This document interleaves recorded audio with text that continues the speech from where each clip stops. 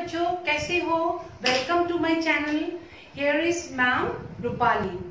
Today we will start our class with a proverb. Be happy not because everything is good, but because you can see the good side of everything. तो हमें हर तरफ क्या देखना है? अच्छाई को देखना है. तभी क्या होगा? We will have everything positive in our life. Okay? तो आज का जो सेशन है मैं उसको वाक्य के अंग के बारे में डिस्कस करने वाली हूँ. ठीक है? वाक्य के कितने मतलब अंग होते हैं? आप लोगों को सब लोगों को मालूम है वाक्य के 2 अंग होते हैं, है ना? उसे क्या क्या कहते हैं आप लोग को मालूम है? मैं अभी आप लोग को लिखकर दिखाती हूँ. बच्चों, इन वाक्य को पढ़िए. तो पहला वाक्य मैंने लिखा है, अशोक परिश्रमी है, बतख पानी में तैर रही है, बच्चे साइकिल चला रहे हैं, राम ने रावण को मारा, शेर दहाड़ रहा है. यहाँ पे आप लोग ध्यान दीजिए, मैंने इस तरफ ये शब्द लिखे हैं और इस तरफ मैंने बाकी शब्द लिखे हैं. अब मैंने कहा है वाक्य खंड, है ना? इनके कितने खंड होते हैं वाक्य के? आप लोग को मालूम ही चल रहा है. 2 साइड में मैंने लिखा है, that means there are 2 what? 2 भाग होते हैं, है ना? अब इस भाग को क्या कहते हैं? अब वाक्य में जिसके विषय में कुछ कहा जाए उसे क्या कहते हैं? उद्देश्य कहते हैं. ठीक है? इसे क्या कहते हैं? उद्देश्य. ये मैंने क्या लिखा? उद्देश्य. सो तितली का एक भाग क्या है? उद्देश्य है. आप लोग याद रखिए. अब तितली का दूसरा भाग क्या है? विधेय. अब ये विधेय क्या है? अब उद्देश्य के बारे में जो कुछ कहा जाए वाक्य में उस अंश को हम क्या कहेंगे? विधेय कहेंगे. ठीक है? अब तितली के 2 भागों को अच्छी तरह से याद रखिए. दोनों पंख होते हैं इन लोगों का, है ना?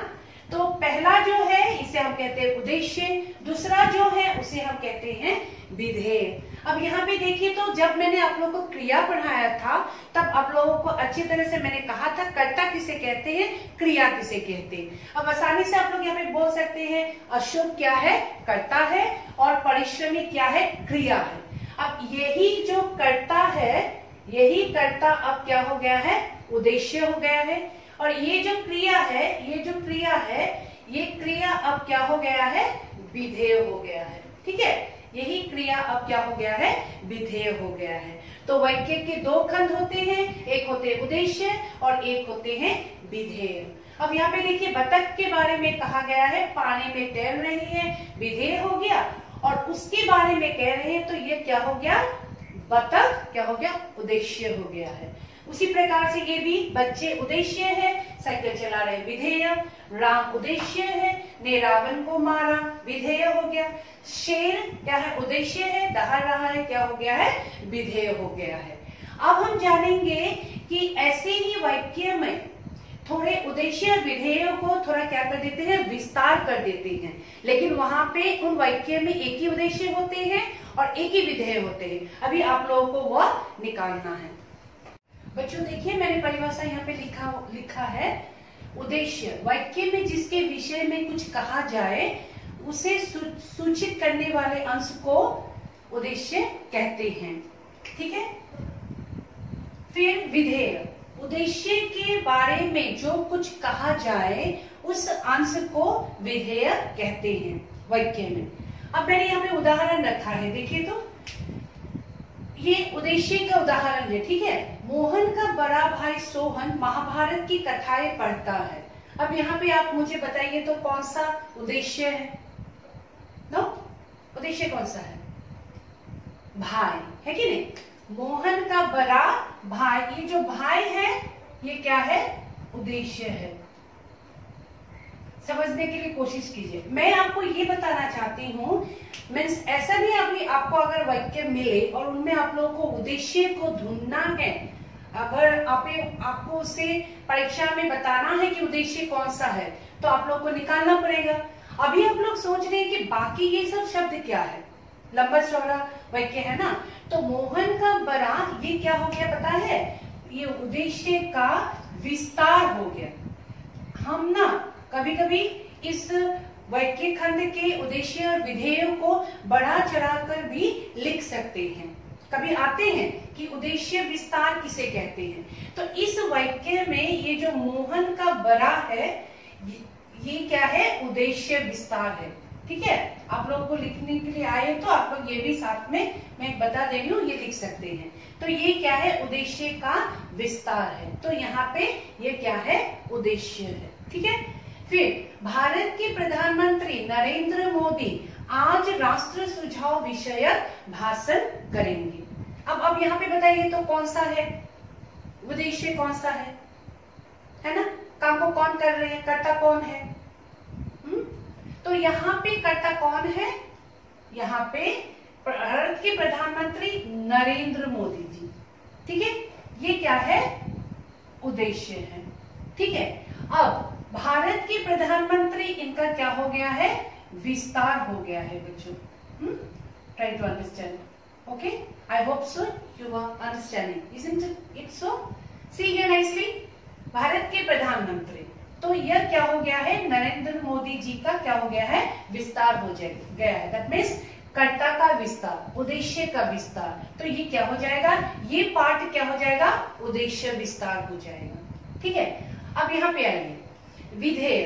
विधेय का भी परिभाषा आप लोग को मालूम है, आप लोग आसानी से। अब यहाँ पे रमेश खेल के मैदान में तेज दौड़ता है। अब यहाँ पे विधेय मतलब मैंने क्या कहा था, विधेय मतलब मैंने आपको कहा था क्रिया, है ना।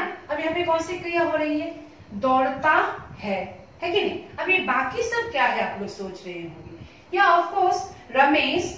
अब ये जो खेल के मैदान में तेज, ये दौड़ता है तो हो गया है क्या, विधेय। ठीक है, ये क्या है, विधेय। ओके, विधेय। Then this part of the sentence, this part is called what?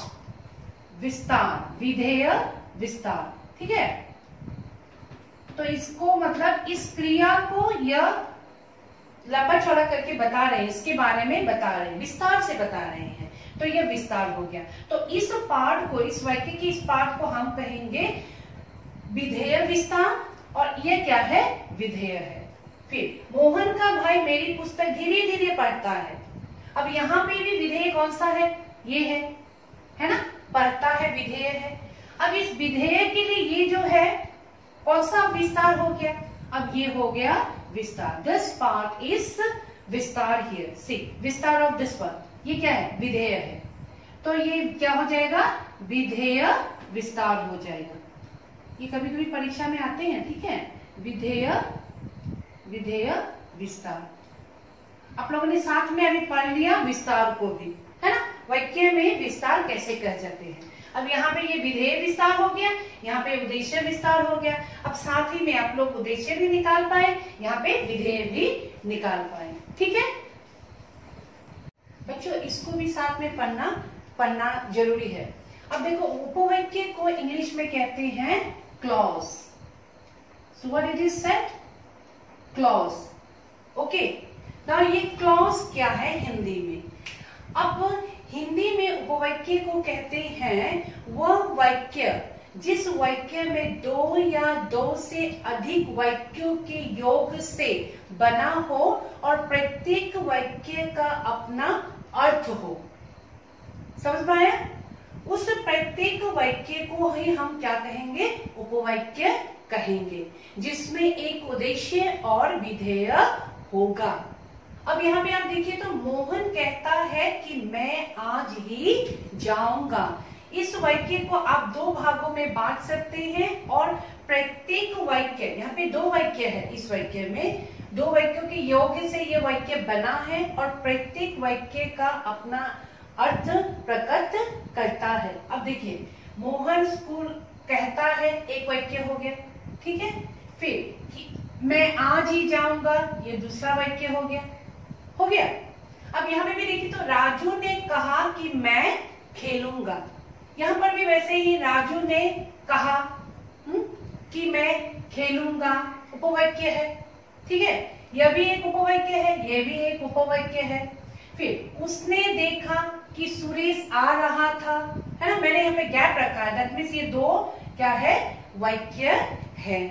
और इसका अपना क्या है, अर्थ है, ये अपना अर्थ प्रकट करते हैं, तो इन्हें हम क्या कहेंगे, उपवाक्य कहेंगे। अब उपवाक्य के कितने प्रकार होते हैं हम जल्दी जल्दी सीख लेते हैं, ठीक है। अब बच्चों देखिए, उपवाक्य के मैंने यहाँ पे भेद लिखे हैं। इनके 3 भेद होते हैं, एक संज्ञा उपवाक्य, विशेषण उपवाक्य और क्रिया विशेषण उपवाक्य। संज्ञा उपवाक्य को इंग्लिश में कहते हैं नाउन क्लॉज, विशेषण उपवाक्य को इंग्लिश में कहते हैं एडजेक्टिव क्लॉज और क्रिया विशेषण उपवाक्य को इंग्लिश में कहते हैं adverb clause. Now what all this I am giving the definition here. See, संज्ञा उपवाक्य। अब जब मैं संज्ञा उपवाक्य की परिभाषा को पढ़ूंगी, देखिए तो जो आश्रित उपवाक्य संज्ञा की तरह विवृहित हो उसे संज्ञा उपवाक्य कहते हैं। तब वह उपवाक्य जिसमें मतलब जो आश्रित उपवाक्य है वह संज्ञा की तरह मतलब वाक्य में रहेगा। अब जब मैंने आप लोगों को आश्रित शब्द बताया तो आप लोग सोच रहे होंगे कि ये आश्रित क्या है कि नहीं। अब देखिए तो नीचे मैंने एक वाक्य लिखा है, मैंने सुना है कि वह आज आएगा। अब यहाँ पे मैंने सुना है, ये जो है ये इंडिपेंडेंट वाक्य है, ये किसी के ऊपर निर्भर नहीं है। देखिए कि वह आज आएगा, ये लेकिन इसके ऊपर क्या है, निर्भर है, इसलिए इसे क्या कहेंगे, इस वाक्य को, इस उपवाक्य को, इसका हम क्या कहेंगे, आश्रित उपवाक्य कहेंगे। That means this sentences depend on this sentence, otherwise it will have no meaning, it has no meaning. That's why ये क्या हो गया है, आश्रित उपवाक्य हो गया है। और ये क्या हो जाएगा, मुख्य वाक्य हो जाएगा, और ये सहायक वाक्य कहेंगे इसको। दैट मीन्स उपवाक्य कहेंगे, आश्रित उपवाक्य कहेंगे। अब ये क्लियर हो गया है आश्रित उपवाक्य, ठीक है। तो यहाँ पे देखिए उदाहरण को, राम ने कहा कि मैं पढ़ूंगा। अब इस राम ने कहा उपवाक्य के लिए मैं पढ़ूंगा, इसके बदले क्या रूप ले रहे हैं, संज्ञा की तरह विवृहित हो, तो ये मैं पढ़ूंगा इसका क्या हो जाएगा, संज्ञा उपवाक्य हो जाएगा। तब ये आश्रित उपवाक्य है। जो आश्रित उपवाक्य है, ट्राई टू अंडरस्टैंड, संज्ञा की तरह विवृहित है, तो ये आश्रित उपवाक्य है और यह संज्ञा की तरह विवृहित है इस वाक्य, इसलिए कहते हैं इसको संज्ञा उपवाक्य। Okay students, now you come back another one, उसे इंग्लिश में कहते हैं, मैंने कहा क्या, एडजेक्टिव क्लॉज।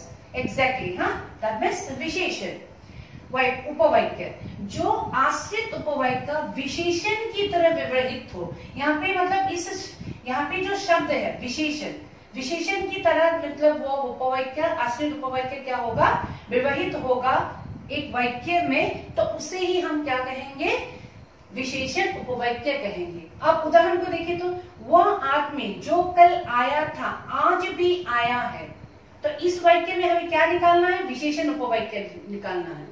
तो क्या परिभाषा क्या था, वह आश्रित उपवाक्य को हमें निकालना है जो विशेषण की तरह यहाँ पे विवृहित हो रही है। तो आदमी के लिए कहा गया है ये उपवाक्य कि जो कल आया था, तो ये उपवाक्य अब क्या हो गया है, क्या हो गया, विशेषण उपवाक्य हो गया है, ठीक है। अब यहाँ पे आएंगे क्रिया विशेषण उपवाक्य, दैट मीन्स एडवर्ब क्लॉज।